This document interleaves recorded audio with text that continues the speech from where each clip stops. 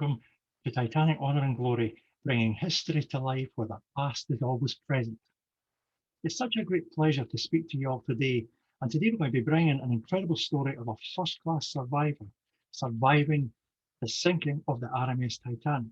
And that is the story of Margaret Wells Barron Swift, a first class lady. And we're going to take a look at Margaret's story just now. We'll look at where Margaret began her life. And she was actually born in Bath in Steuben County, New York City. She was born on the 30th of September 1865. Her mother was Julia Wells. Her father was Charles Hazen Barron, and she had four siblings, and that being two sisters and two brothers. And she was very proud to attend New York University. And my goodness, there she studied and received a bachelor and masters of law degree at the New York University. Fell absolutely in love with Fred Will Swift. He was a wonderful man, very caring and a compassionate man. And the two of them were engaged, and the two of them decided that they were going to get married. And around about 1899, the two of them were wed. Sadly, Fred lost his life. He sadly passed away very, very suddenly, actually. And with that, the loss of her dear husband, Fred Joel Swift, she was so distraught.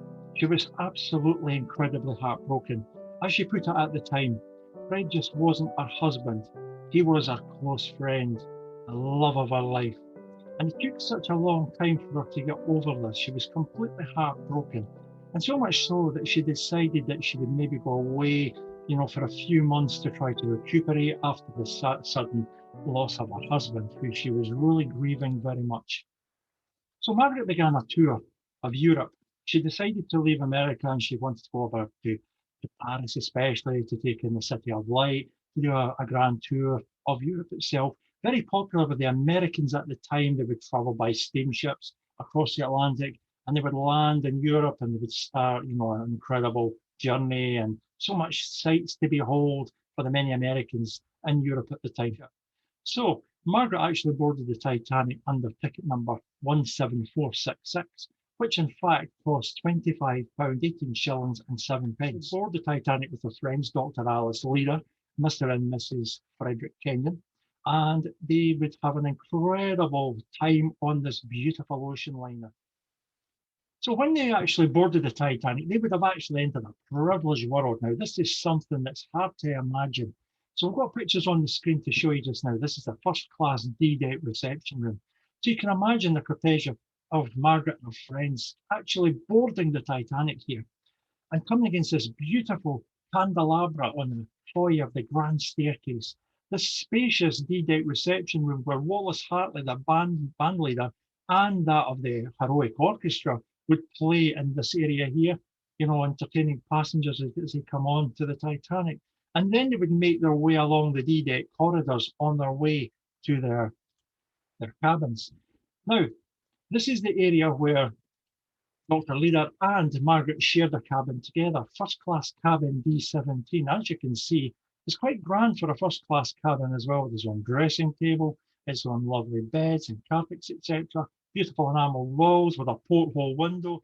And then we can see the grandeur of the first class as well when you look at the grand staircase, the first class grand staircase.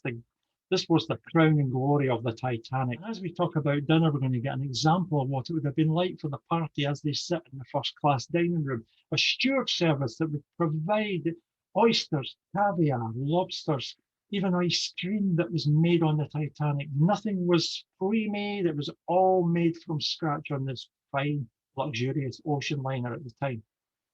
So Sunday, April 14th, 1912 was really the Titanic's last day at sea. And like many, Margaret would be with her friends, the Kenyons, and also Dr. Leader. They would attend the church service, and Captain Smith would be taking the divine service in the first class dining room.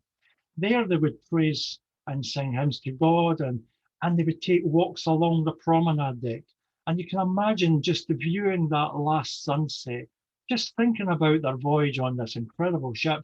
And they were only, 2 days away from returning home, and what stories they would tell about what there was, how amazing this ship was, a European holiday. It's sadly, the stories that they would tell would be of the upcoming disaster, as most people remember as the Titanic collided with the iceberg later in the evening. The disaster strikes at 11:40 on Sunday, April 14th, 1912.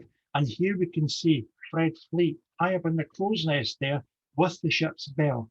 Officer William Murdoch, he is now in charge of the Titanic as Titanic's captain. Captain E.J. Smith has retired for the night. And then 3 rings come from the lookout, Fred Fleet, onto the bell. And as he shouts dramatically, iceberg right ahead, there's a huge scrambling on board the Titanic as the Titanic's officers try to turn the Titanic. But sadly, a hard to starboard, full astern, close the watertight doors, and hard to port, she would ultimately sideswipe the iceberg. And sadly, this would then seal the Titanic's fate, that she would then go to the bottom of the Atlantic Ocean, sadly, on a maiden voyage, a tragedy which is still remembered up until the present day. So now we're going to look at putting women and children into the boats. Now, the captain gave the order as the Titanic was now in a precarious position.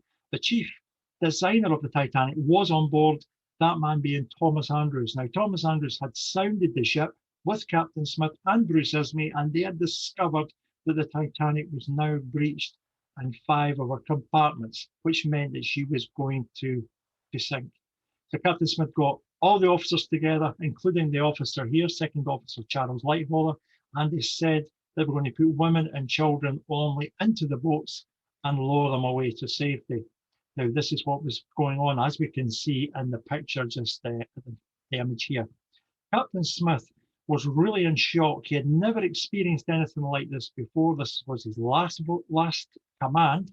This was going to be his retirement after the voyage of the Titanic into New York.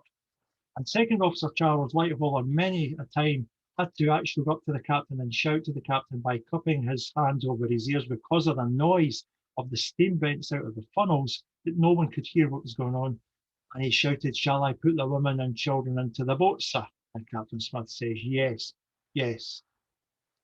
And at this point, Margaret, Dr. Leader, and Mr. and Mrs. Kenyon were now on the deck of the Titanic. They had been woken by a steward earlier on, and they couldn't believe what was going on. They just couldn't imagine that the Titanic was going to go down. So the steward says to urge them to wear their life jackets, to dress warmly, and make their way up to the boat deck, as we can see. Now, you have to imagine everyone was in bed at this moment. So what did Margaret do? She had a nightgown on, and she had a pair of slippers and a jacket, and that's all she left the Titanic that night with. And here we can see this is Margaret's night dress that we very proudly display in the exhibition, that belonged to her, that was worn by her on the Titanic, and this was in fact on her person when she survived the worst maritime tragedy in history at the time. So Frederick Kenyon kissed his wife Marion and said his goodbyes. In lifeboat number 8, we are now being lowered into the dark, freezing cold ocean, as you can see here. And here we can see some of the occupants. Here we have Margaret, we have Marion, and we have Dr. Leader actually in lifeboat number 8. We're going to look at what happened later on. I mean, the Carpathia was 50 miles away under the command of Captain Arthur Henry Rostron. Now, he had a full complement of passengers that were on their way to the Mediterranean for a holiday, for a cruise. He travelled 58 miles, and it would take him almost 4 hours to get there. So arriving at approximately 4 o'clock in the morning, an hour and a half after the Titanic has now gone down, the life expectancy in the Atlantic Ocean that evening was between 5 and 6 minutes to survive. So that was not a long time. So Captain Rostron knew the precarious situation that was happening. He aimed to get there as quick as he could. And when he did arrive, he was absolutely distraught with what he'd seen. There was no sign of the Titanic. There was no lifeboats to be seen. Then all of a sudden, he caught sight of a light. And yes, the lifeboat started to then come towards the Carpathia. The saviour, the Carpathia, was now there to rescue as many people as possible. And 705 survivors were saved thanks to this man, his ship, and his crew. Incredible heroism that evening. It was incredible in the early hours of the morning, April 15th, 1912. Captain Rostron felt he could have done more, but my goodness, what an incredible man that did so much to save so many lives. Margaret could remember climbing up the rope ladder, as you can see, into the gangway doors here, on the side of the Carpathia. as did many of the passengers. Babies were hoisted up in canvas sacks. It was an incredible sight for those that were passengers on the Carpathia, at which they gave up their clothes to give to those who had survived. Because you've got to imagine that first class ladies, second class, even crew members that survived, and third class ladies and children that survived, they had nothing. Everything that they had went down with the Titanic. That's all they had left was the clothes they were wearing on their backs going onto the Carpathia. It was an incredible people helping one another and coming to their aid at a time of incredible need.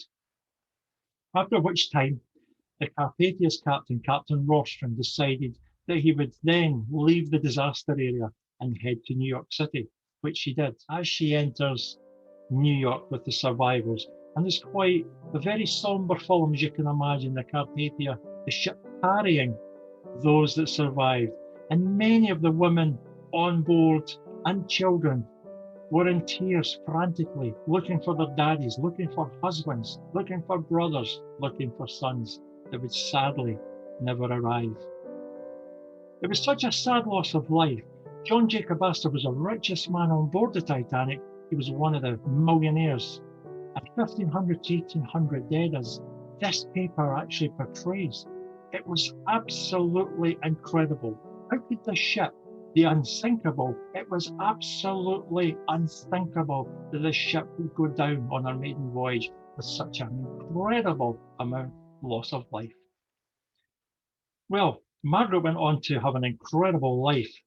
After she arrived in New York, she was back home again. She was obviously traumatized with the Titanic disaster, and she was helping her friend Marion Kenyon as well, because she had lost her husband on the Titanic tragedy. So they knew exactly how one another had felt about losing a husband in such terrible circumstances and such suddenness. They were so heartbroken. She would then go on as a keen horticulturist. She was involved in many of the New York garden clubs, and she was president of many of them. She was helping to establish as much greatness in the country as possible.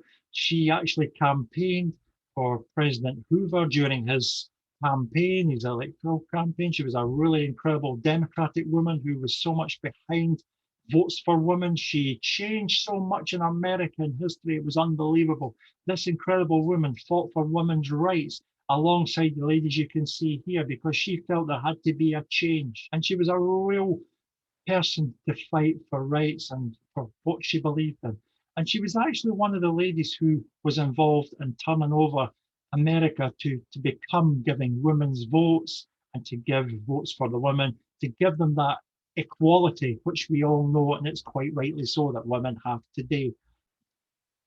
As many people would say that when you would meet this lovely lady, she left an incredible sentimental feeling on you of a warm, kind, heart lady who was always willing of selflessness to go beyond anything to help another human being. And that is a great thing about this lovely lady. It's so proud to remain her legacy.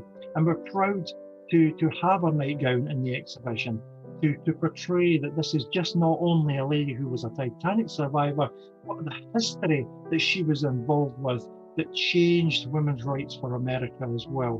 What an incredible woman she really was. And sadly, she passed away on the 29th of April, 1948, at the age of 86. She was finally at rest with her dearest husband, Fred. And she is laid to rest, as we can see here, at the family mausoleum, which is actually located in Sleepy Hollow Cemetery in New York. We do hope that you have enjoyed the presentation today. We'd like to thank you for your time, and if we can be of any further assistance, please do not hesitate to contact us. We will be more than happy to help. Thank you.